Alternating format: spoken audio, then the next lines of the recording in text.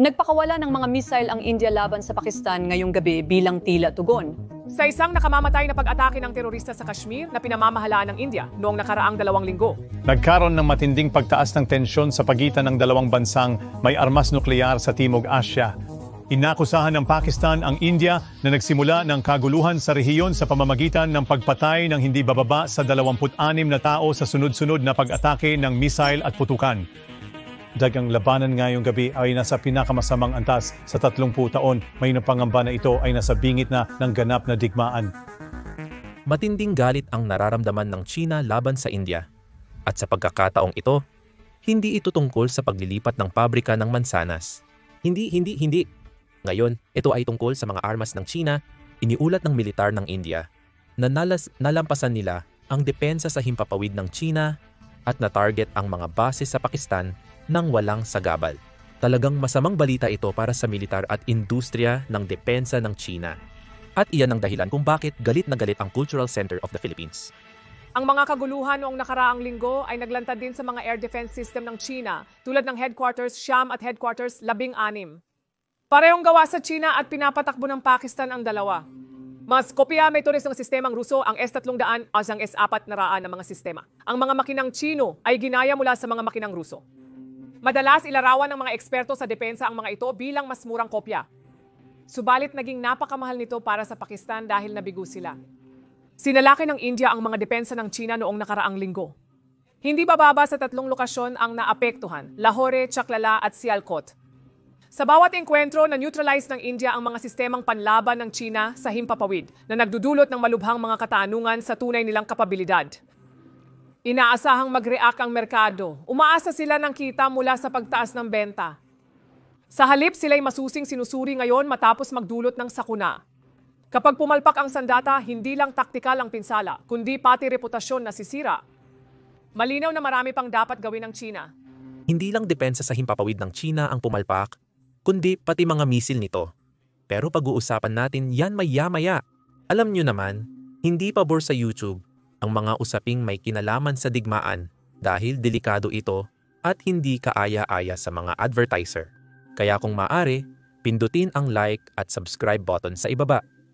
Malaking tulong yon sa amin habang gumagawa ng mga video na hindi gusto ng YouTube. Ngayon, mabilis na recap lang para sa mga hindi nakasubaybay sa labang ito.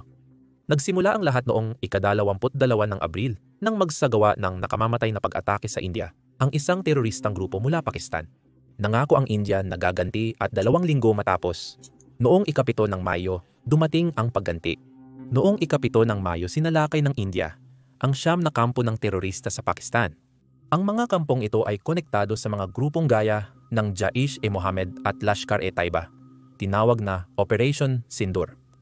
Ang opensiba ng India ay kinabibilangan ng 80 hanggang 90 eroplano, kabilang ang mga Rafale jet na may dalang SCALM cruise missiles at Armament Aerosol Modular HAMMER glide bombs, pati na rin ang BrahMos supersonic cruise missiles at Sky Striker lockering munitions.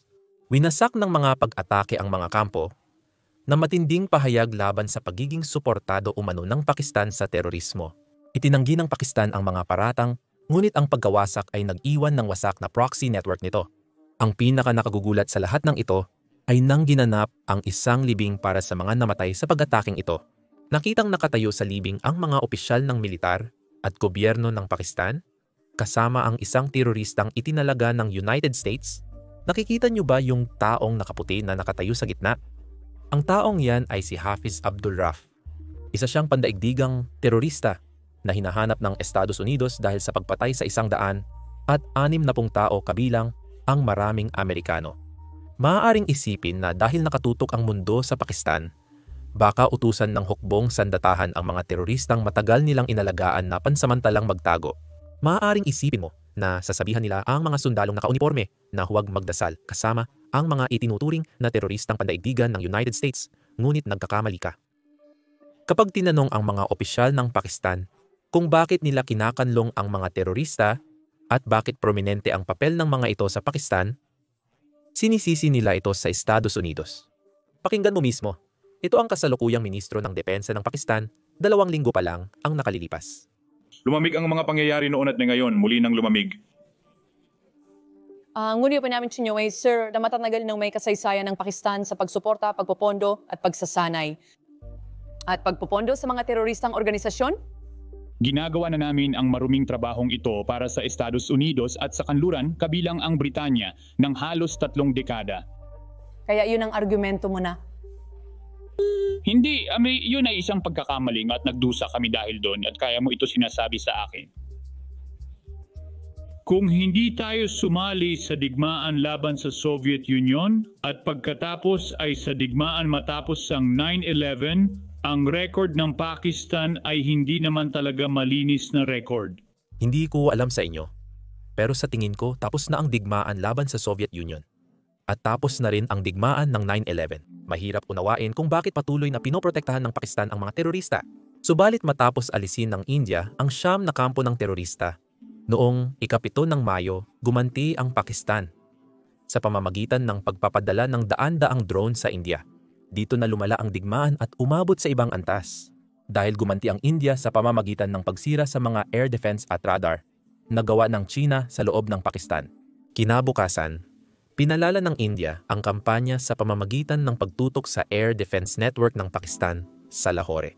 Gamit ang mga precision strike, winasak ng puwersa ng India ang mga sistemang ibinigay ng China, kabilang ang headquarters, 16 air defense batteries at radar installation na mahalaga sa kakayahan ng Pakistan na magbantay at tumugon sa mga banta mula sa himpapawid.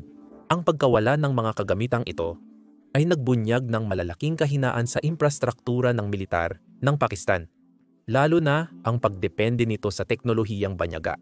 Iniulat ng mga residente ng Lahore ang takot habang nagliwanag ang langit dahil sa mga pagsabog at hindi na italukbong ng mga sirena ng air raid ang ingay. Ang hakbang na ito ay nag-iwan sa kalangitan ng Pakistan na walang depensa, na nagbigay daan para sa karagdagang operasyon ng India. Alam na yun na siguro kung ano ang susunod na operasyon. Bakit nga ba tinatanggal ang mga radar at depensa sa himpapawid? Para makapasok at magdulot ng totoong pinsala. Noong ika-9 ng Mayo muling pumasok ang India at giniba ang 11 base ng himpapawid ng Pakistan gamit ang kanilang mga misil. Ngayon, ito ang mga salitang inilabas ng India. Hindi ko sinusubukang gawing biro ito. Sa palagay ko, sa digmaan, ang layunin ay ibalik sa dati ang mga base ng himpapawid, hindi ang pagkasira nito. Sana nakuha mo ang punto pero tuloy tayo sa ulat. Matinding dagok ng India sa Pakistan matapos wasakin ang 11 base ng himpapawid gamit ang BrahMos Supersonic Cruise Missile.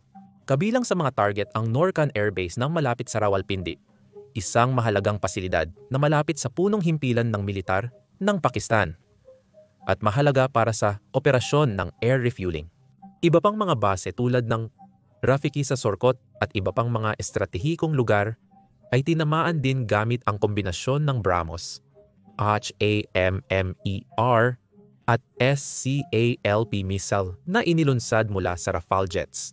Ang laki ng operasyon ay mas malaki kaysa sa naunang pag-atake na puminsala sa Air Force ng Pakistan at nagpabigla sa kanilang mga leader ng militar. Ang eksaktong pagtama at lakas ng armas ng India ay nagpakita ng malaking agwat sa teknolohiya at estratehiya kumpara sa Pakistan. Ngayon, dito muling gumanti ang Pakistan laban sa depensa ng himpapawid ng India. Ngunit gumagamit sila ng mga misail na gawa ng China, kaya hindi talaga ayon sa plano ang nangyari. Heto pa ang mga detalye. Isang malaking alalahanin ay kung gumana ba o hindi ang mga sandatang Tsino. Lalo na ang P-15 na misail, ginamit ito sa unang pagkakataon noong nakaraang linggo. Nagpaputok ang Pakistan ng ilang misail na gawa ng China sa India, ngunit wala ni isa ang tumama. Halos lahat ay na-intercept ng depensa ng himpapawid ng India at ilang piraso nito ay bumagsak sa lupa ng India. Sa kahit isang pagkakataon, isang buong misail ang bumagsak na halos buo pa rin. Natagpuan ito sa estado ng Punjab sa India. Makita ninyo ang mga larawan ng isang estado sa hangganan ng Hilagang India. Mula noon, nakarecover na ng mga parte ng misail mula sa iba't ibang lugar sa India. Halos araw-araw ay may mga bagong larawan na nagpapakita ng likurang bahagi at bahagi ng misail para sa paggabay. Muli mukhang buo pa rin ang mga bahaging ito na parang hindi sumabog ang misail. Maaring may ilang paliwanag tungkol dito. Posibleng maling pagpapaputok ng misail ng mga pilotong Pakistani na ubusan ng lakas, napabagsak o sadyang hindi tinamaan ang target. Ano man ang dahilan, pareho pa rin ang naging resulta. Lumabas na palpak ang mga misail. Bumagsak ang mga ito sa lupa, halos hindi nasira. Ito ay masamang publisidad para sa kumpanyang gumagawa nito. Iyong mga larawang ito ay kumakalat sa buong mundo. Tiyak na mapapakunot noo ang mga kliyente ng depensa ng China. Sino ang bibili ng sandata na hindi naman nagagawa ang tungkulin nito? Dinangsong mga nasirang kagamitan ay nasa kamay na ng mga autoridad ng India. Ito ay mahalagang yaman na maaaring magbunyag ng mga detalye tungkol sa saklaw, disenyo at mga kahinaan ng misil. Makakamurang ito sa India na makabuo ng mga panlaban at maihayag ang mga kahinaan ng kalaban. Para sa mga ahensya ng intelihensya, malaking tagumpay ito. Para naman sa China, isa itong estratehikong kabiguan. Dito na nagsimulang maging magulo ang lahat dahil walang panig ang naglabas ng ebidensya sa tunay na ginagawa at pinsalang na idudulot nila. Pero nag-aangkin sila ng malalaking tagumpay. Inihayag ng media ng Pakistan na nakabagsak sila ng 5 Indian jets ngunit wala pang ebidensyang ibinigay.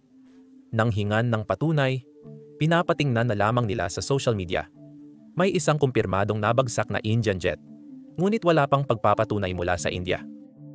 Ang katotohanan na may nawalang mga fighter jet ang India, kaya linawin natin ito. Sinasabi ng Pakistan na nakabagsak sila ng 5 Indian Air Force jets at isang drone ayon sa pagkaintindi ko. Sinasabi ng India na walang ebidensya o patunay tungkol dito, kaya maaari mo bang ibigay? Maaari mo bang ibigay ang karagdagang detalye? Ito ba ang pinal na tugon ng tagapagsalita ng hukbo o may gagawin pa? Magsimula tayo sa napakatiyak na alegasyon na 5 fighter jet ang naipabagsak. Nasaan ang ebidensya para diyan, Ginoo? Lahat ay nasa Indian social media, hindi sa ating social media. Kung mga debris ng mga jet na ito ay bumagsak sa Indian Kashmir at nasa lahat ng Indian media ngayon. Pero bilang kalihim ng depensa, ang dahilan ng aming pakikipag-usap sa inyo ngayon ay hindi para talakayin ang nilalaman.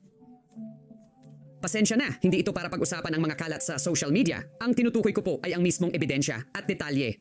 Ginamit ba ng Pakistan ang mga kagamitang Chino para pabagsakin ang mga Rafale jet na ito gaya ng inaakusahan nila ayon sa sinabi ninyo? Posibleng sinasabi ng mga opisyal ng Pakistan na tingnan ang social media dahil sangkot ang China sa information warfare upang protektahan ang kanilang industriya ng depensa.